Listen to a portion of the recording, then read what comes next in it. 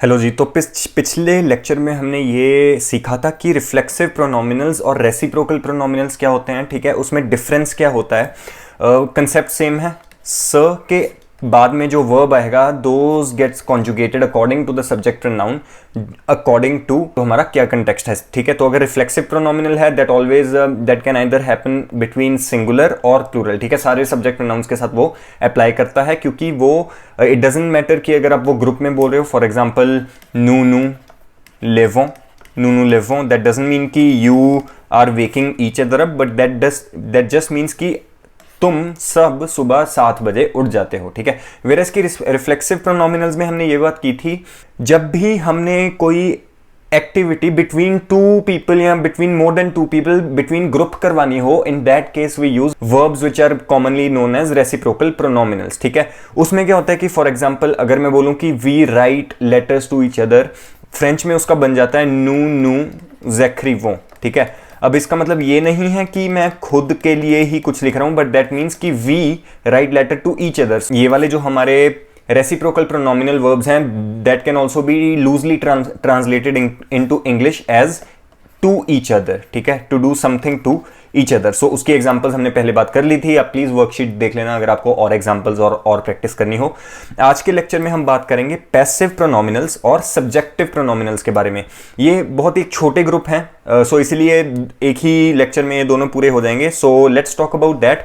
Okay, तो सबसे पहले पैसिव प्रोनोमिनल्स की बात करते हैं। कंसेप्ट अगेन सेम ही है, वी हैव स plus verb and this will be getting conjugated according to our subject pronoun, ठीक है। हाउएवर सब्जेक्ट या फिर सब्जेक्ट प्रोनाउन, ठीक है। हाउएवर यहां पे जो हमारा सब्जेक्ट है ना, that is not a living thing, ठीक है। It's a non living thing, it's not any animal, ठीक है। सो हम किसी ऑब्जेक्ट को एज अ सब्जेक्ट रख के बात कर रहे हैं, ठीक है। आई गिव एग्जांपल जिससे आपको अच्छे से समझ आएगा, बट आप ये जरूर समझ लेना कि इसमें क्या होता है कि we do not have any living entity as a subject, we use object as a subject in itself, ठीक है। वो कैसे होगा अगेन आपको एग्जांपल्स के साथ पता चलेगा। हमारी कॉन्जुगेशन तो सेम ही होगी। For example if I take any verb सदीख that will be conjugated according to subject pronouns, this becomes म त स नू वू और यहां पे स, ठीक है। सो ये आप सब्जेक्ट प्रोनाउन के हिसाब से इसको कॉन्जुगेट कर देना, और ये वाला जो वर्ब होगा वो आप कॉन्जुगेशंस के हिसाब से कॉन्जुगेट कर देना in present, and that will be our conjugation of passive pronominal. अब हम ये बात करते हैं कि ये यूज कहां पे होते हैं और कैसे होते हैं। तो यहां पे मैंने कुछ एग्जांपल्स लिख दी हुई हैं, इससे आपको पता चलेगा। I am just gonna give you some sentences, उससे आपको पता चलेगा कि what do I mean by objects getting used as the subjects, ठीक है।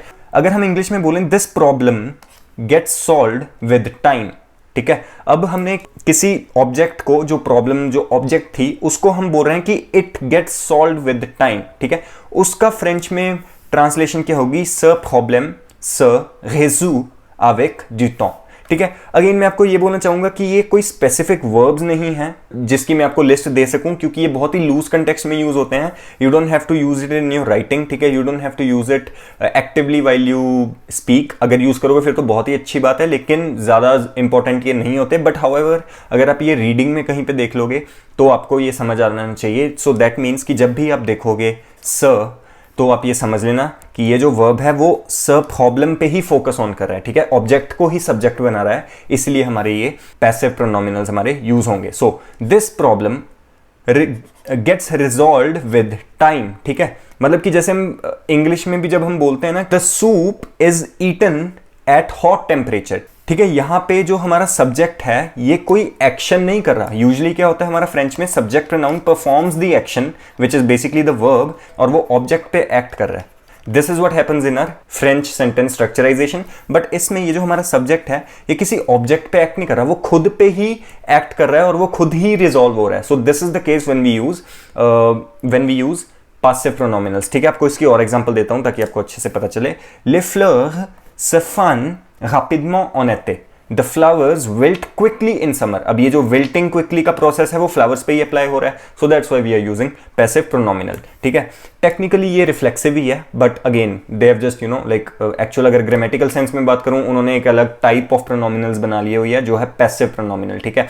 But you will use the same concept as you are using in the reflexive pronominals. Les invités se sont bien amusés à la fête. The guest had a great time at the party. ठीक है, so again आपको ऐसी बहुत examples मिलेंगी. Comment ça se traduit? How it is translated. Comment ça se traduit? ठीक है, how it is translated. Ces règles se sont établies au fil des années.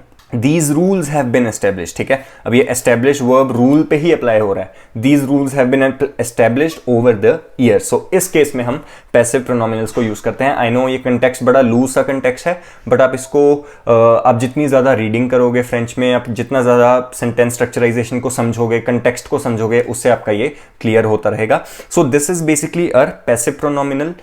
जब भी हम सब्जेक्ट को ही ऑब्जेक्ट बनाते हैं, ठीक है, सब्जेक्ट को ही ऑब्जेक्ट बना देते हैं कि द फ्लावर्स विल्ट क्विकली, ठीक है, उसी पे वो वर्ब एक्ट कर रहा है. उस केस में हमारे जो वर्ब होते हैं वो पैसिव प्रोनोमिनल वर्ब्स में चेंज हो जाते हैं. ठीक है, सो दैट मीन्स कि आगे हमारा स आ जाता है. So this is uh passive pronominal. अब हम बात करते हैं सब्जेक्टिव प्रोनोमिनल्स की. अब सब्जेक्टिव प्रोनोमिनल एक ऐसा ग्रुप ऑफ वर्ब्स है. अब ये ऐसे वर्ब्स हैं जिसकी मैं आपको डेफिनेटली लिस्ट नीचे दूंगा और वर्कशीट में भी डालूंगा, but I just want to let you know right from the starting कि ये ऐसे वर्ब्स हैं या ऐसी लिस्ट ऑफ वर्ब है जो जस्ट एग्जिस्ट करती है as pronominal verbs in French. Whenever you use these verbs you use it always as pronominal verb. मतलब वो वर्ब अगर कोई भी है, I take one example, souvenir, जिसका मतलब होता है to remember. souvenir, you always use s in front of it, like this is the whole verb. यही पूरा complete verb है. ये souvenir अकेले में कोई verb नहीं है. So this is what subjective pronominals are. इसका मतलब क्या है कि जब फ्रेंच इवॉल्व कर रही थी, when the French was getting made, historically verbs कुछ ऐसे बने हैं जो सिर्फ प्रोनोमिनल की ही फॉर्म में एग्जिस्ट करते हैं. So this is the explanation of subjective pronominals. However एक क्विक सा आप टिप याद कर सकते हो जो आपको थोड़ा सा समझा देगा कि when do these verbs get used. ठीक है, they often express mental states, emotions और actions that are focused on the subject rather than the object. ठीक है, तो इन केस में ये ज्यादा आपको यूज होते हुए मिलेंगे. तो अगेन मैं नीचे आपको लिस्ट दूंगा जिससे आपको पता चलेगा कि वो कौन से वर्ब हैं. First of all let's just take example of this verb se souvenir. ठीक है, इसका मतलब है to remember something, to remember. अब आप कहोगे कि हाँ भाई, जब हमने कुछ रिमेंबर करना है तो वो तो किसी चीज को ही करना है ना, तो टेक्निकली हम वर्ब को तो ऑब्जेक्ट पे ही अप्लाई कर रहे हैं. इवन आई नो, ठीक है, I also had that question a lot of times, but after research मुझे यही पता चला कि even though that is true, आपको वो लगे वो सही है, लेकिन according to historical context, according to historical evolution of French, ये वर्ब्स ही सिर्फ स फॉर्म में एग्जिस्ट करते हैं. सो इवन दो हमारे पास ऑब्जेक्ट होगा, हम स्टिल इस वर्ब को प्रोनोमिनल वर्ब के हिसाब से ही कॉन्जुगेट करेंगे. तो इसकी हम कॉन्जुगेशन की बात करते हैं. ज के साथ आएगा je me souviens, tu के साथ आएगा tu te souviens, il elle के साथ आएगा se souvient, nous nous souvenons, vous vous souvenez and il elle se souviennent. So again same ही चीज होगी. ये कॉन्जुगेट souvenir जो है हमारा, ये अकॉर्डिंग टू IR ही कॉन्जुगेट होगा डेफिनेटली, बट आगे हमारा जो प्रोनोमिनल प्रोनाउन है उसको भी प्लीज कॉन्जुगेट करना मत भूलना. तो दिस इज द एक्सप्लेनेशन. और हम नीचे जाके थोड़ी सी पहले आपको मैं पूरी लिस्ट दे देता हूं जिससे आपको ये ध्यान में रखना पड़ेगा कि ये जो वर्ब्स हैं ये हमेशा सिर्फ स के फॉर्म में एग्जिस्ट करते हैं, ये इंडिपेंडेंटली एग्जिस्ट नहीं करते. So this is the only thing to understand. So obviously मैं हर एक वर्ब को रिपीट नहीं करूंगा, but you can see the list over here. आपको ये प्रोनोमिनल वर्ब्स की वर्कशीट है, उसमें भी आपको ये लिस्ट मिलेगी. सो प्लीज इन सब चीजों को आप अच्छे से याद कर लेना and that's how you will be able to understand it. So जब भी आप ये वर्ब अप्लाई करोगे अपनी फ्रेंच में, you always have to understand कि ये वाले वर्ब्स प्रोनोमिनल हैं. तो लेट्स टेक सम एग्जांपल्स और हम थोड़ा कॉन्टेक्स्ट के हिसाब से समझ लेते हैं. I remember that beautiful day. ठीक है, I remember that beautiful day. Technically यहाँ पे that beautiful day is an object, but still we just use it like this. Je me souviens de cette belle journée. ठीक है, je me souviens de cette belle journée. He is leaving to travel abroad. Il s'en va pour voyager à l'étranger. Il s'en va. ठीक है, he is traveling. Obviously leaving की जगह आप कोई और verb भी use कर सकते हो. Leaving you can also say sortir, you can also say partir. Definitely, but I'm just letting you know this is also one type of verb which means s'en aller. ठीक है, s'en aller. आले भी एक different verb है which means to go, but this means to leave. She imagines herself passing the exam. एल s'imagine en train de réussir l'examen. En train de का मतलब होता है in the middle of passing the exam. Tu t'aperçois de ton erreur maintenant. You are realizing your mistake now. ठीक है, so you are yourself realizing, technically इसका मतलब होगा you are realizing your mistake right now. On se méfie des offres trop belles pour être vraies. People are wary of offers that seems too good to be true. अब यहाँ पे ये on का आप अच्छे से यूज समझ सकते हो कि what's the difference between the use of nous and on. ठीक है, लूज कंटेक्स्ट में पीपल को डिफाइन करने के लिए भी यूज होता है, so you can also use on in that case. Nous nous amusons beaucoup en famille.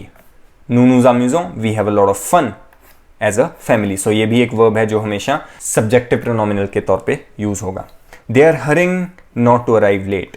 Ils se dépêchent pour ne pas arriver en retard. Okay, ils se dépêchent. ये भी है हमारा वर्ब se dépêcher जो हमेशा as a pronominal verb ही use होगा. ठीक है, तो प्लीज आप इसकी प्रैक्टिस भी कर लेना प्रोनोमिनल वर्ब्स की, और वर्कशीट से उसको फिलिंग द ब्लैंक्स या फिर जो ये लिस्ट जो दी है मैंने वर्ब्स की, प्लीज उसको रिमेंबर करना. और आपको ये ध्यान में रखना जरूरी है कि ये जो लिस्ट है हमेशा प्रोनोमिनल वर्ब के तौर पे ही यूज होंगे, ये इंडिपेंडेंटली कभी खुद में नहीं यूज होते. So this is all about pronominal verbs in French. Please make sure to ask question if you have any, and I will see you in the next lecture.